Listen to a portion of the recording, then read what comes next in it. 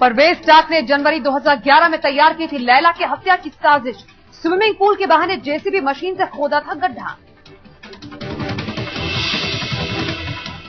लैला खान की हत्या के आरोपी परवेज डाक को इगतपुरी लेकर गई क्राइम ब्रांच। गड्ढा खोदने वाली जेसीबी मशीन सीज।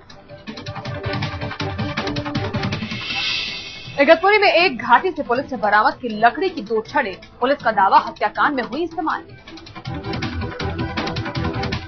केस को सुलझाने के लिए वारदात का रिकंस्ट्रक्शन। पुलिस ने ली परवेज की मदद। परवेज का दावा शाकिर की मदद से किया 6 लोगों का कत्ल।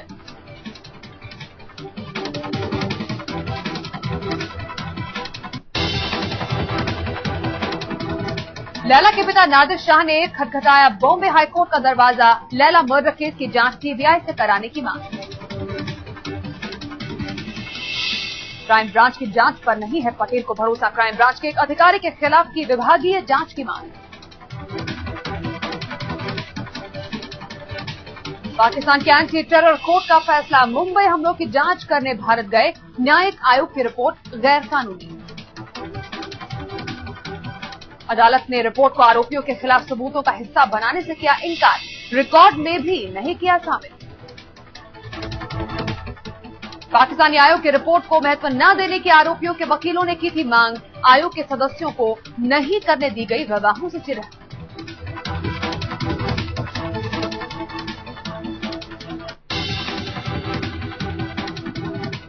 इस साल मार्च में मुंबई आया था 8 सदस्यों का पाक आयोग। 1 जज, 1 पुलिस अधिकारी और 2 डॉक्टरों का लिया था बयान।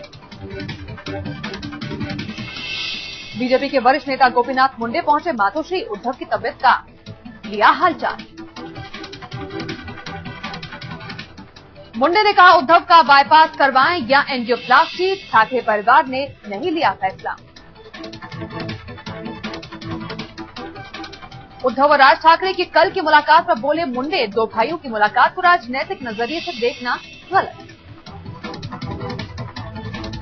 पीडब्ल्यूडी मंत्री छगन भुजबल के खिलाफ बीजेपी नेताओं ने एंटी करप्शन ब्यूरो में दर्ज कराई शिकायत। लगाए भ्रष्टाचार के आरोप।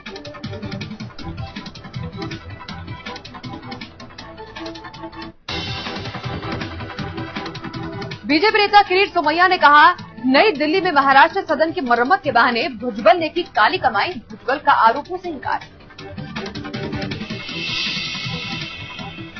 महाराष्ट्र विधानसभा में मैला ढोने की प्रथा को लेकर हुई चर्चा। कल इसी मुद्दे पर प्रधानमंत्री से मिले थे अभिनेता आमिर खान।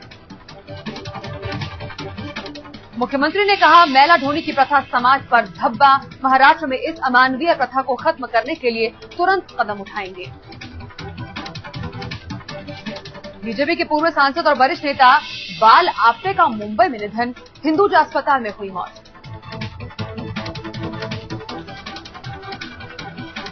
बाल आप्टे ने एबीवीपी से राजनीतिक करियर की शुरुआत की थी। 2 बार राज्यसभा के सांसद भी रहे।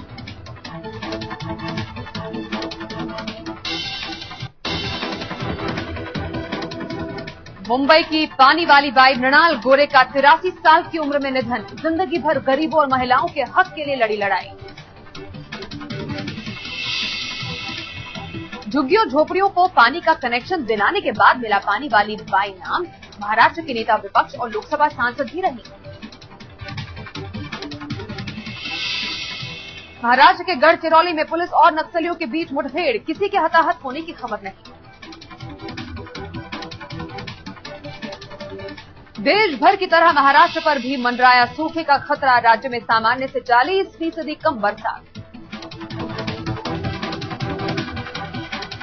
कमजोर मॉनसून के चलते बढ़े चीनी के दाम। महाराष्ट्र में 20% कम हो सकता है उत्पादन।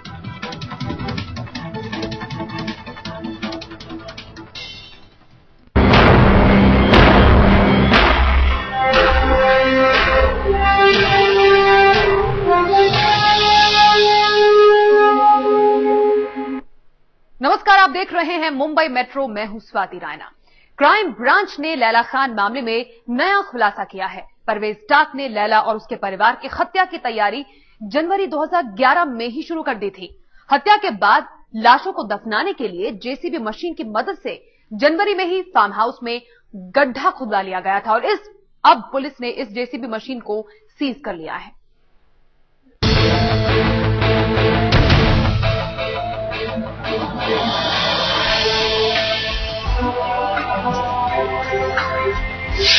लैला खान मामले में क्राइम ब्रांच का खुलासा। जनवरी में ही खोदा गया था गड्ढा खोदने में इस्तेमाल जेसीबी हुई सीज। स्विमिंग पूल बनवाने के नाम पर खुदवाया गया गड्ढा। क्राइम ब्रांच की माने तो लैला खान और उसके परिवार को खत्म करने की योजना आरोपी परवेज टाक जनवरी 2011 में ही बना चुका था। इसके लिए उसने स्विमिंग पूल के बहाने से ही ये गड्ढा भी खुदवाया था, लेकिन बाद में खुदाई ये कहकर रोक दी गई कि इगतपुरी में पानी की समस्या है। मंगलवार को लैला खान मामले में आरोपी परवेज टाक को इगतपुरी लेकर पहुंची क्राइम ब्रांच की टीम ने गड्ढा खोदने में इस्तेमाल की गई जेसीबी मशीन को सीज किया। हत्या की वारदात को अंजाम देने में सबसे अहम जो सबूत पुलिस के हाथ लगा है वो है ये जेसीबी मशीन। मुंबई पुलिस के क्राइम ब्रांच सूत्रों की माने तो यही वही जेसीबी मशीन है जिससे कि जिस गड्ढे में परवेज टाक ने जो सभी के सभी 6 लोगों को दफनाया था, इसी से वो गड्ढा बनाया गया था। उसके बाद उस गड्ढे को मिट्टी भी इसी जेसीबी मशीन में डालकर उसको लेवलिंग की थी। जो क्राइम ब्रांच के सूत्र हैं उन्होंने हमें बताया है कि जनवरी के शुरुआती महीने में ही इस जेसीबी मशीन के द्वारा वहां पे गड्ढा खुदाया गया था, यानी कि जो परवेज टाक है उसने एक प्लानिंग कर रखी थी पहले से ही। उसके बाद उसने 8x12 का गड्ढा खुदवाया था।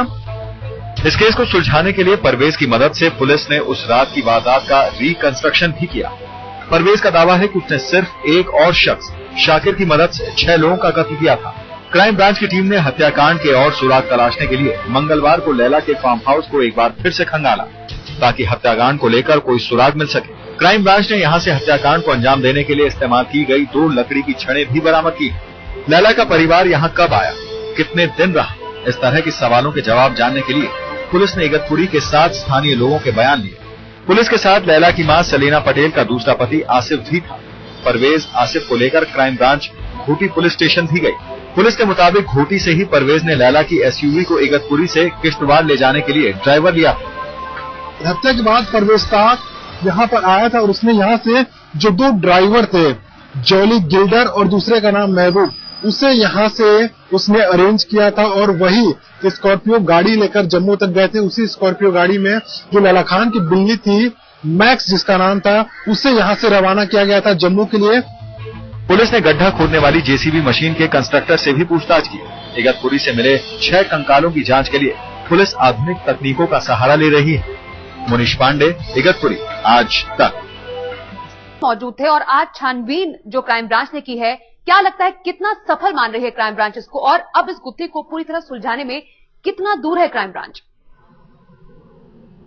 स्वाति, आज जो दूसरे दिन का पूरा जो इन्वेस्टिगेशन चला क्राइम ब्रांच का दूसरे दौर का, वो सबसे महत्वपूर्ण माना जाएगा इस पूरे केस में। जो बातें अभी तक क्राइम ब्रांच के सामने आ रही थी कि हत्या की वजह प्रॉपर्टी हो सकती है या फिर जो लैला की पूरी फैमिली उसका दुबई में हो सकता है, वो सरासर आज गलत साबित हुई। परवेज टाक जो कि इस केस का मुख्य आरोपी है, उसकी निशानदेही पर यहाँ पे आज सर्च ऑपरेशन शुरू हुआ। 11:30 बजे और शाम को लगभग 6:30 बजे तक वो लगातार चलता रहा और उसके बाद ही जो जेसीबी मशीन की बात सामने आई और उसके साथ साथ जो 2 लकड़ियां थी वो भी सामने आई जो कि हत्या की वारदात को अंजाम देने के लिए यूज की गई थी। उसके बाद से जब जेसीबी मशीन को उन्होंने सीज किया, उसके कॉन्ट्रैक्टर को बुलाया, तो ये बात सामने हो गया कि 25 दिसंबर 2011 को ही कॉन्ट्रैक्टर को बुला के जनवरी के पहले सप्ताह में वहां पे 12x8 का गड्ढा खोदने के लिए बुकिंग की गई थी। पहले सप्ताह में ही वहां पे गड्ढा खोद लिया गया था, यानी कि पहले से प्लानिंग थी कि हत्या की वारदात को अंजाम देना है, 6 के 6 लोगों को मारना है, 12x8 के गड्ढे में उन्हें दफनाना है और उसके बाद जो जेसीबी मशीन का कॉन्ट्रैक्टर था उसे दोबारा वापस बुलाया जाता है और उसे ये बोला जाता है कि अब हमें स्विमिंग पूल की जरूरत नहीं है, हमें गड्ढे को फिर से मिट्टी से पाट देना है। तो ये सारी बातें जो आज सामने आई हैं, उससे ये बात तो साफ हो गया है कि परवेज टाक इस केस की मुख्य कड़ी जो है, उसने कई ऐसे राज अभी भी अपने अंदर दफन करके रखे हैं जो क्राइम ब्रांच के सामने उगलना बाकी है। लेकिन जहां तक इस केस की बात करें तो सबसे बड़ा जो सबूत है, सबसे बड़ा जो लीड है, वो क्राइम ब्रांच को जेसीबी मशीन के थ्रू मिल चुका है और इसी के इस केस में वो आगे इस केस को सुलझाने की कोशिश करेंगे, अदालत के सामने सबूत पेश करने की कोशिश करेंगे। काफी महत्वपूर्ण दिन आज का रहा है इस पूरे केस के लिहाज से। आपसे ये भी जानना चाहेंगे, कुछ लोगों से पूछताछ भी हुई है, कुछ स्थानीय लोगों से वहां पर, क्या उनका बयान और परवेज का बयान आपस में मेल कहीं पर खाता है? उनके परिवार के बारे में जो क्राइम ब्रांच ने जाना है स्थानीय लोगों से? जी देखिए, परवेज ताक जब से गिरफ्तार हुआ, चाहे वो जम्मू पुलिस की गिरफ्त में रहा है या फिर मुंबई पुलिस की गिरफ्त में रहा है, वो लगातार अपने बयान बदलते आ रहा है। इसी वजह से जो मुंबई क्राइम ब्रांच टीम है वो परवेज ताक पर किसी भी तरीके से भरोसा नहीं कर सकती है। यही वो वजह है कि आज जो लैला की मां सेलिना पटेल के दूसरे पति जो हैं आसिफ, जिन्हें पुलिस ने डिटेन करके रखा हुआ है, उन्हें भी आज लेकर आया गया। कहा गया हमें आधिकारिक तौर पे कि वो परिवार के करीबी थे, जो फार्म हाउस था वहां पे काफी आते जाते रहते थे, इसलिए वहां पर लेकर आया गया। लेकिन जो अंदर के हमारे सूत्र मौजूद थे, उन्होंने बताया कि परवेज ताक को वहां पर अंदर लेकर आया गया और उसके बाद उन्हें बाहर निकाला गया, फिर आसिफ को अंदर लेकर गए। ऐसा 3 बार वहां पे हुआ और वो पूरे सीन को रिकंस्ट्रक्ट करने की कोशिश किए और ये पता करने की कोशिश की कि आसिफ और परवेज के बयानों में कितना तालमेल बिगड़ रहा है। उसके साथ साथ जो 7 स्थानीय लोगों की यहाँ पे बात करें, 3 महिलाएं और 4 पुरुष जिसमें शामिल थे, उनसे बात की गई, क्योंकि परवेज ने कहा था कि हत्या के बाद कुछ स्थानीय लोगों से उसने मुलाकात की थी, तो आखिर किन लोगों से क्या बात हुई थी, इस बारे में भी उसकी पुष्टि करनी जरूरी थी ताकि अदालत के सामने केस को पुख्ता किया जा सके। और यही वजह थी कि क्राइम ब्रांच ने पूरी कोशिश की कि जितने भी लोकलाइट्स हैं यहाँ पे या फिर आसिफ की बात या जो लोग भी इस केस से जुड़े हो सकते हैं, सबसे पूछताछ तो पूरी तरह इस पूरे केस को खंगालने की कोशिश क्राइम ब्रांच पूरी तरीके से कर रही है। बहुत शुक्रिया मुनीश हमसे बातचीत करने के लिए। लेकिन यहाँ पर हर कोई जो यहाँ पर जांच हो रही है इसी तरफ इशारा कर रही है कि सुनियोजित तरीके से इन कत्लों को अंजाम दिया गया।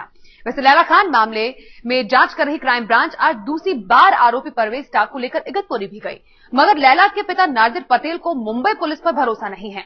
वो चाहते हैं कि उनके परिवार की हत्या की गुत्थी सीबीआई सुलझाए और इस बाबत बॉम्बे हाईकोर्ट में आज उन्होंने एक याचिका भी दायर कर दी। खाना तो पकाया जम्मू कश्मीर में, खाने ये लोग चले गए। मैं 2 नाम लेता चला रहा हूँ, उसमें से एक को गिरफ्तार किया और एक बाहर खुला घूम रहा है। तो क्या वो मेरा भी मर्डर कर दे, उसका इंतजार कर रही है पुलिस। लैला खान के पिता नादिर पटेल इसलिए नाराज हो रहे हैं क्योंकि अपने परिवार के बारे में पता लगाने के लिए उन्होंने 1.5 साल ओशिवारा पुलिस स्टेशन के चक्कर काटे, मगर पुलिस ने कभी उनकी शिकायत को गंभीरता से नहीं लिया। जम्मू की पुलिस ने लैला के सौतेले पिता परवेज ताक को गिरफ्तार कर इस मामले का खुलासा किया, तब कहीं जाकर मुंबई पुलिस हरकत में आई और अब क्राइम ब्रांच अपनी पीठ थपथपाते नहीं थक रही। लेकिन नादिर पटेल शुरू से ही ये कहते आ रहे हैं कि परवेज ताक की हत्याएं अकेले नहीं कर सकता, इसके पीछे जरूर और भी लोग हैं।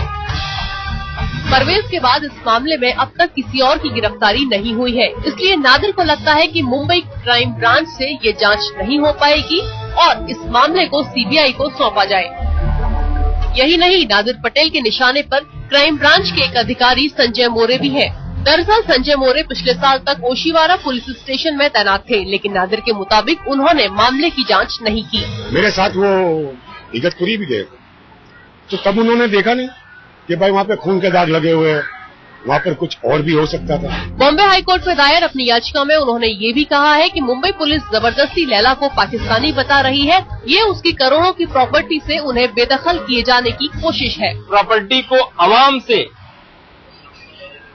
हमारी क्लाइंट नादिर पटेल से हथियाने के सिलसिले में इनके तमाम बच्चों को इनको पाकिस्तानी ठहराने का एक असफल षड्यंत्र रचा। नादिर पटेल संजय मोरे के खिलाफ भी विभागीय जांच की मांग कर रहे हैं।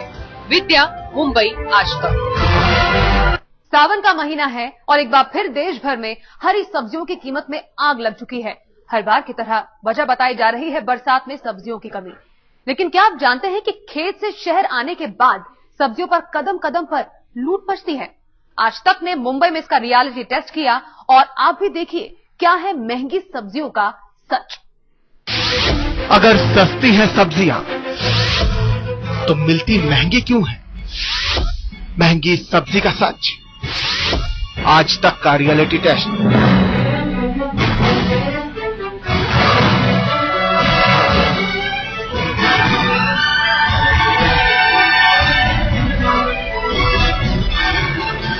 मुंबई वासियों के लिए सबसे पहले सब्जी इसी दादर के सब्जी मार्केट में आती है, जो होलसेल और रिटेल मार्केट है। फिर यहाँ से पूरे मुंबई में या फिर मुंबई के आसपास के इलाकों में सब्जियां जाती है। कहते हैं यहाँ की सब्जियां सबसे सस्ती होती है और उसके बाद जिन इलाकों में सब्जियां जाती है वहाँ दाम बढ़ जाते हैं।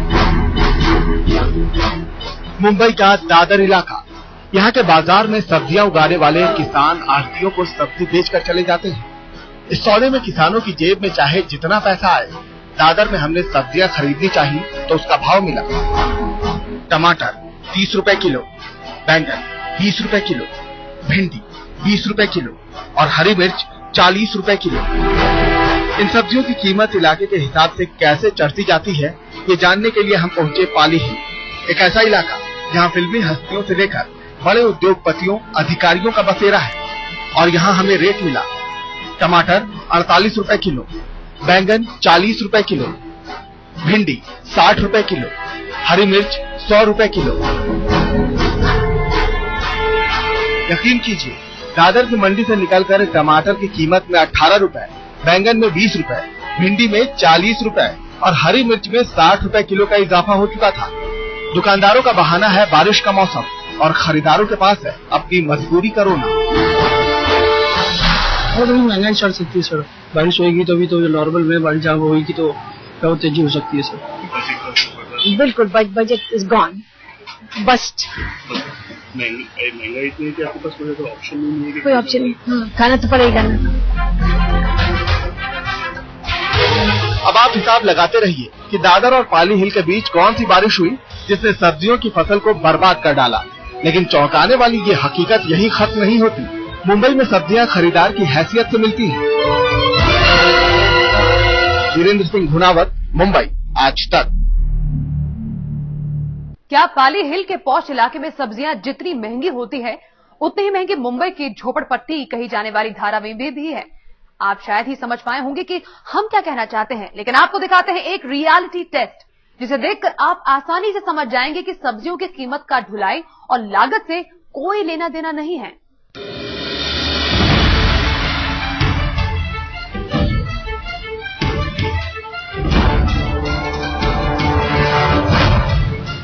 मुंबई के दादर के इस मार्केट में नासिक, अहमदाबाद, बड़ौदा समेत सैकड़ों किलोमीटर दूर से किसान सब्जियों की सप्लाई करके चले जाते हैं। लेकिन इसके बाद कदम कदम पर शुरू हो जाती है लूट।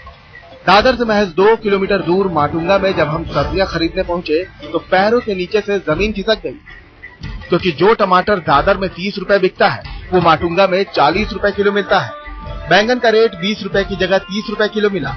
भिंडी 20 रुपए की जगह दोगुनी कीमत पर 40 रुपए किलो बिकती मिली और हरी मिर्च 40 रुपए से 60 रुपए तक पहुंच चुकी थी।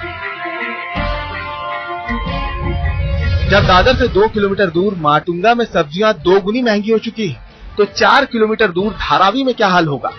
एक ऐसा इलाका जिसे मुंबई की सबसे बड़ी झोपड़पट्टी कहते हैं। लेकिन चलिए आपको इस मार्केट में खरीदारी करा लाते हैं। यहाँ टमाटर 30 रुपए की जगह 40 रुपए बिक रहा था। बैंगन का भाव 20 की जगह 24 रुपए किलो मिला। भिंडी का भाव 20 रुपए की जगह 30 रुपए किलो मिला और हरी मिर्च की कीमत दोनों जगहों पर 40 रुपए किलो ही मिली।